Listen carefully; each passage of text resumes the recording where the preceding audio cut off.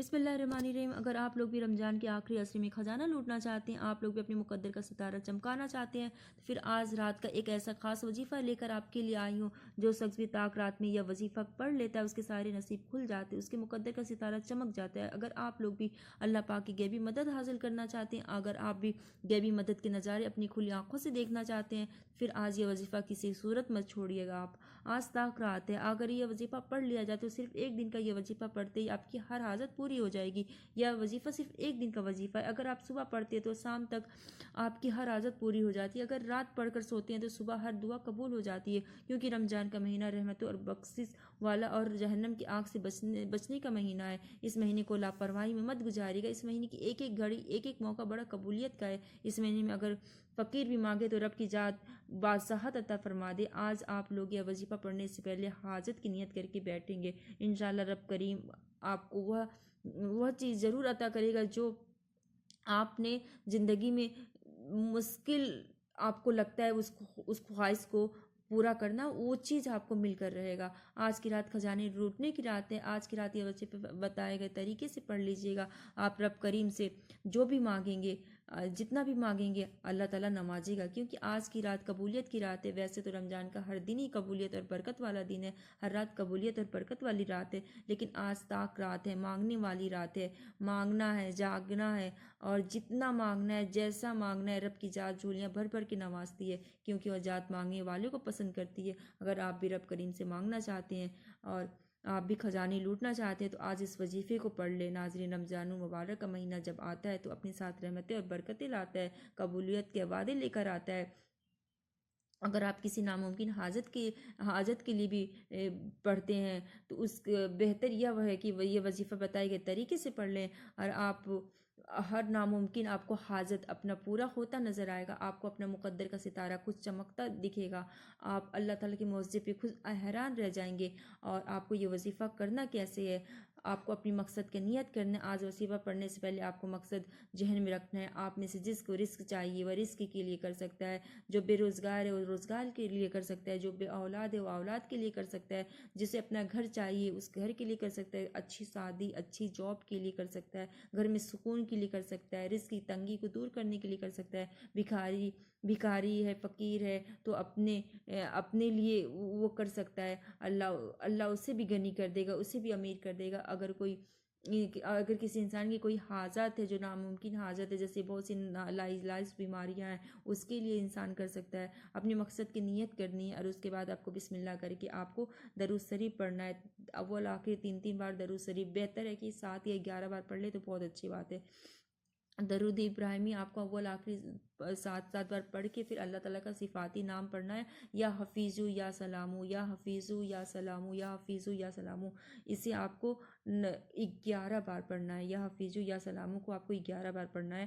یا حفیظو یا سلامو ایک ہوا، یا حفیظو یا سلامو 2 ہوا، اسی طرح آپ کو 11 بار پڑھنا ہے۔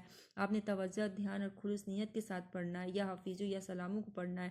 آپ اپنی اولاد کے لیے، اپنی دکان کے لیے، اپنے کاروبار کے لیے، جوان بیٹیوں کے رشتے کے لیے، آپ کسی بھی حاجت کے لیے پڑھ سکتے ہیں۔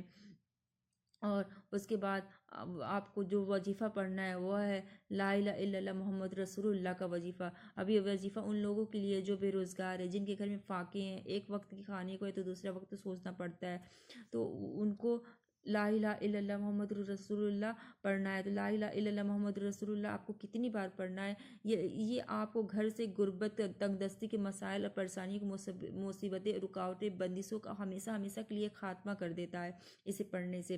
تو آپ کو لا الہ الا اللہ محمد رسول اللہ 1 بار ہو گیا، لا الہ الا اللہ محمد رسول اللہ 2 بار ہو گیا، تو اسے آپ کو تسبیح کے دانے پہ پڑھنا ہے۔ اور پھر اس کے بعد آپ لوگوں نے اس کے پڑھنا کتنا ہے؟ اسے آپ کو پڑھنا ہے 71 بار۔ 71 بار مطلب 71 بار اس کو پڑھنے کے بعد تیسرے نمبر پہ جو آپ کو پڑھنا ہے وہ کون سا وظیفہ پڑھنا ہے؟ یہ وظیفہ بڑا پاورفل وظیفہ ہے۔ پھر آپ لوگوں نے اسے پڑھنا ہے کیسے؟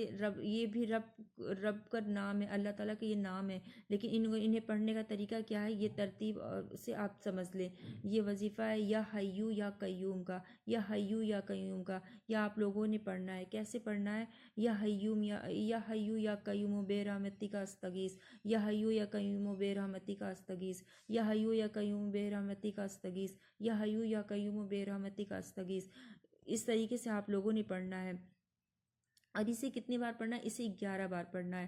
اور یا حیو یا قیوم برحمتک استغیث پڑھنا ہے۔ اور آپ خود اپنے مقدر کا ستارہ آج چمکتے ہوئے دیکھیں گے، کیونکہ طاق رات کا آخری عصرے میں ڈھونڈنے کا حکم ہے، اور طاق رات میں ڈھونڈنے کا حکم ہے۔ آج بھی طاق رات ہو سکتی ہے، شب قدر ہو سکتی ہے، اور آج شب قدر میں انسان جو بھی مانگتا ہے اس دعا قبول ہو کے رہتی ہے۔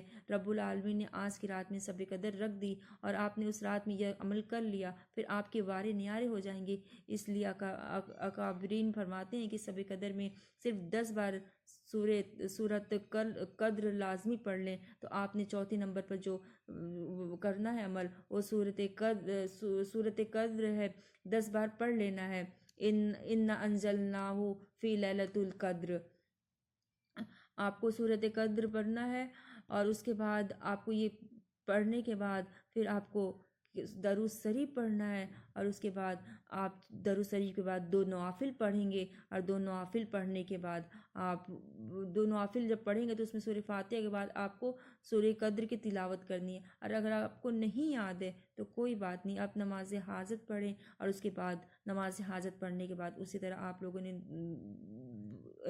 نماز پڑھنے کے بعد اور نماز کمپلیٹ کرنے کے بعد اپنی ہاتھ کو اٹھا کے اللہ تعالیٰ سے دعا مانگیں، اللہ تو پلک جھپکنے سے پہلے ہر چیز بہتر کرنے والا ہے، تو پلک جھپکنے سے پہلے بند دروازے کو کھولنے والا ہے، تو آنسوؤں کو خوشیوں میں بدلنے والا ہے، تو غم کو آسانیوں میں بدلنے والا ہے، تو سختیوں کو آسانیوں میں بدلنے والا ہے۔